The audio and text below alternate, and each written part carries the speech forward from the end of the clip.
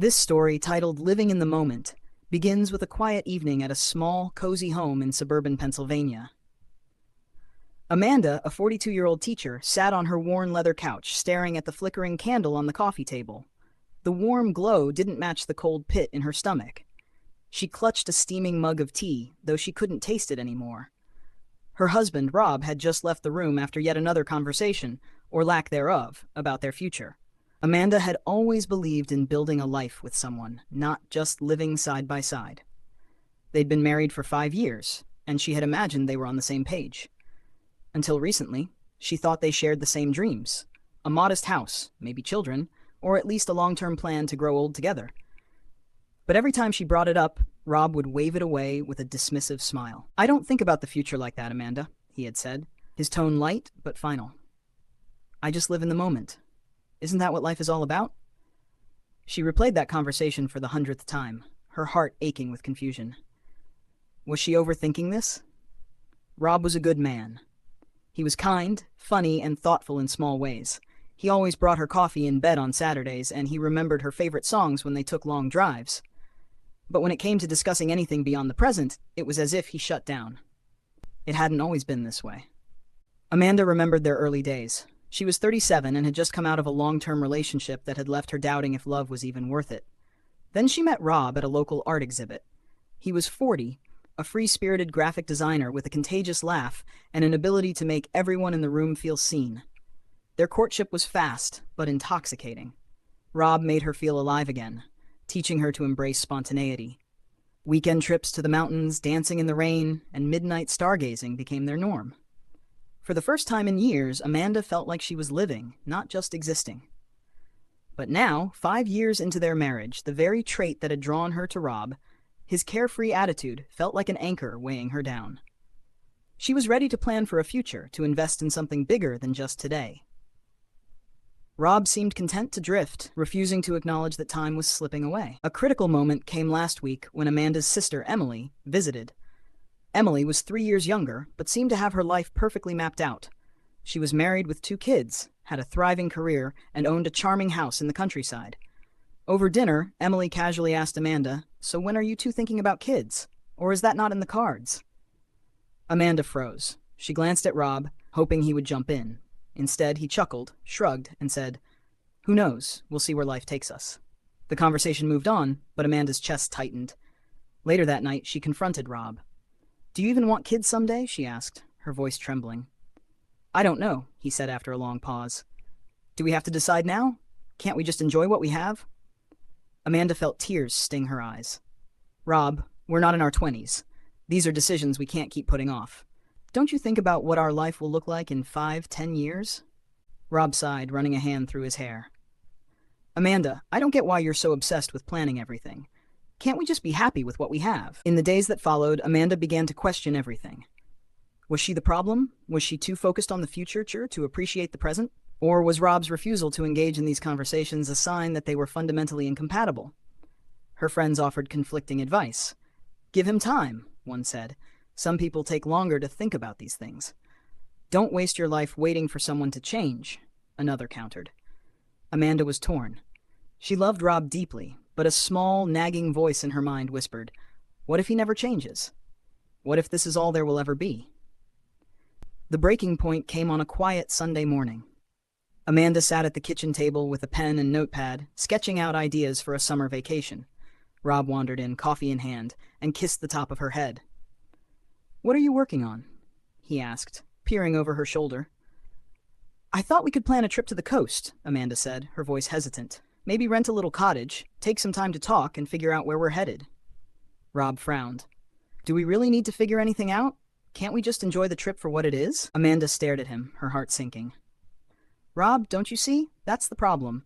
Every time I try to talk about the future, you act like it doesn't matter, but it matters to me." He set his mug down and leaned against the counter. "Amanda, I love you. Isn't that enough? Why does everything have to be so complicated?" Her voice broke as she replied, "Because love isn't enough if we're not building something together. I need to know we're working toward the same goals. I need to know you see a future with me." That night, Amanda sat alone in their bedroom, staring at a photo of her and Rob from their honeymoon. They looked so happy, so full of hope. She wondered if that version of them still existed, or if she was clinging to a memory. Rob walked in, his expression unreadable. "Amanda," he began, "I've been thinking about what you said." Her heart leaped. Maybe this was the moment he would finally open up. But his next words crushed her. "I don't think I can be the person you want me to be. I don't know if I'll ever be ready to plan out my life like that." Amanda felt a tear slide down her cheek. "So what does that mean for us?" Rob sighed, his shoulders slumping. "I don't know." Amanda spent the night lying awake, her mind racing. The sound of Rob's soft breathing next to her felt almost mocking. She wondered how he could sleep so peacefully while her heart was in turmoil. Every fiber of her being wanted to believe that things could change, that love would somehow be enough. But deep down, she knew the truth. This wasn't just a rough patch. It was a fundamental divide in how they saw the world and their place in it. The next morning, Amanda decided to take a drive to clear her head. She found herself at her favorite park, a quiet place where she often went when life felt overwhelming. Sitting on a bench overlooking the serene lake, she pulled out her journal and began to write. "I love Rob," she scribbled, "but how long can I wait for him to want the same things I do? How do you know when it's time to let go of someone who makes you feel safe but not secure?" As the days passed, the distance between Amanda and Rob grew. They still went through the motions, sharing meals, watching TV, exchanging polite conversation, but the unspoken tension was palpable. Amanda started to notice little things she had ignored before. How Rob always avoided conflict, how he brushed off serious topics with jokes, and how he seemed to live in a bubble of his own making. One evening, while cleaning out the closet, Amanda stumbled upon an old shoebox filled with letters and mementos from their early relationship. She sat on the floor, sifting through the memories, and a bittersweet smile tugged at her lips. In one letter, Rob had written, "You make me feel like anything is possible, Amanda. With you, I feel like I have a future worth dreaming about." Her smile faded. What had changed? Or had she simply ignored the signs all along? The turning point came when Amanda decided to confide in her friend, Laura. Laura, a no-nonsense woman with a sharp tongue and a heart of gold, listened intently as Amanda poured out her frustrations. "I just don't know what to do," Amanda admitted, her voice cracking. "I feel like I'm at a crossroads, but every path feels wrong." Laura leaned forward, her gaze steady. "Amanda, let me ask you something. If nothing changed, if Rob stayed exactly as he is now, could you be happy?" The question hit Amanda like a punch to the gut. She opened her mouth to answer, but stopped short. Could she? "I don't know," she whispered finally. Laura nodded. "Then maybe that's your answer. Love isn't just about the good times, it's about whether you can weather the hard stuff together. And if one person isn't willing to show up for that, it's not a partnership, it's a one-way street." That conversation stayed with Amanda, gnawing at the edges of her mind. She began to pay closer attention to her own feelings, journaling every day to sort through the chaos in her heart. Slowly, a pattern emerged. Her resentment wasn't just about Rob's reluctance to plan for the future. It was about how his refusal made her feel invisible. One night, she sat Rob down for what she knew would be their most important conversation yet. "Rob," she began, her voice steady but tinged with sadness, "I need to talk to you about us." He looked up from his book, his expression wary. "Okay." Amanda took a deep breath. "I love you. I always will. But I've realized that love alone isn't enough to make a relationship work. I need more than just today. I need a future, a partner who's willing to dream with me and build something together. And if you can't be that person, then maybe we're not meant to be." Rob's face fell. For a moment, he looked like he might argue, but then he simply nodded. "I don't want to lose you, Amanda, but I can't promise I'll ever be the person you want me to be." Her heart broke, but she knew she had made the right decision. "Then maybe it's time we let each other go." In the weeks that followed, Amanda began the painful process of rebuilding her life. She moved into a small apartment on the other side of town, filling it with plants and artwork that made her feel at home. She threw herself into her work, finding solace in the structured rhythm of her teaching job. And though the nights were lonely and the mornings felt hollow, she discovered a quiet strength within herself.